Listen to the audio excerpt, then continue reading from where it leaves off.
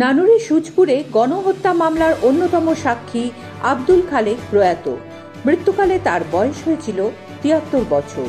খবর পাওয়া মাত্রই নগর কড্ডা অঞ্চলে পুরন্দরপুর গ্রামে তার বাসভবনে পৌঁছান সভাধিপতি কাজল শেখ। আত্মীয় পরিজন ছাড়াও শ্রদ্ধার্ঘ্য জানান দলীয় কর্মী সমর্থকেরাও। উল্লেখ্য, ২০০০ সালে নানুরের সুচপুরে ১১ জন ক্ষেতমজুর খুন হন। ওই খুনে জড়িত থাকার অভিযোগ ওঠে স্থানীয় সিপিএম নেতা কর্মীদের বিরুদ্ধেই। খুনের অভিযোগ দায়ের হয়েছিল ৮১ জন সিপিএম নেতাকর্মীর নাম। রাজ্য রাজনীতিতে তোলপাড় করা সুচপুর গণহত্যাকে সামনে রেখে জেলায় তৃণমূল পথ চলা শুরু করে। সুচপুর, পাপুরি, খুবসরা, শাকুলিপুর হানাহানির মুক্তাঞ্চলের তালিকাটা দীর্ঘ থেকে দীর্ঘতর হয়েছে।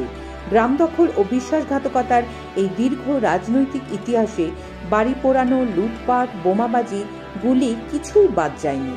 আর প্রথম সারিতে থেকেই দাঁতে দাঁত চেপে মৃত্যুর আগের দিন পর্যন্ত দলের জন্যই লড়াই করেছেন শেখ আব্দুল খালেক। সভাধিপতি কাজল শেখ বলেন, নানুরের তৃণমূল কংগ্রেসের ইতিহাসে স্বর্ণাক্ষরে লেখা থাকবে আব্দুল খালেকের নাম। Bureau report, Bolpur news. Khalek সাহেব সম্বন্ধে যতটা কথা বলবো ততটাই কম বলা হবে, কারণ এই বীরভূম জেলা তথা নানুরের তৃণমূল কংগ্রেসের ইতিহাসে ওর নামটা স্বর্ণাক্ষরে লেখা থাকবে।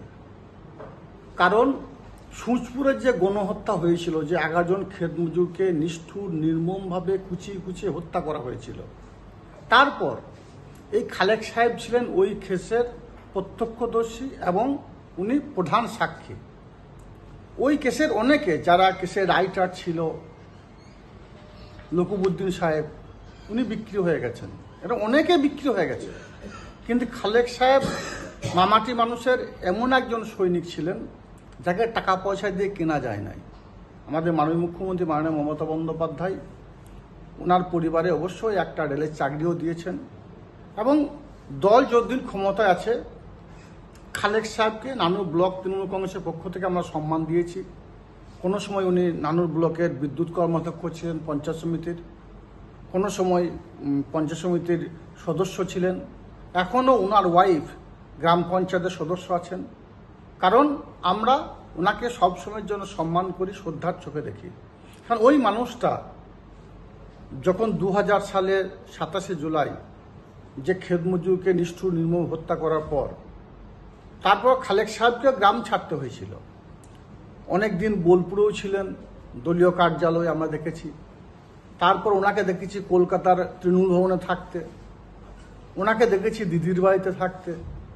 এভাবেই তিনি বামফ্রন্টে হারমাদদের হাত থেকে নিজেকে আত্মরক্ষা করার জন্য সারা বাংলার বিভিন্ন প্রান্তে ঘুরে বেরিয়েছিলেন, কিন্তু বামফ্রন্টের কাছে মাথা নত করেননি।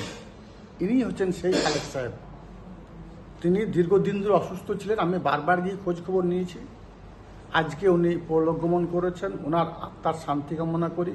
ওনার পরিবারবর্গের প্রতি সমবেদনা জানার জন্য আমি এসেছিলাম এবং সমবেদনা জানিয়েছি। যদি কোনো সময়ের জন্য কোনো কিছু প্রয়োজন হয় তাহলে ওনারা বললে সব দিক থেকে, আমি নয় আমার দল, ওই পরিবারটা পাশে থাকবে, এই অঙ্গীকার আমি করে এসেছি।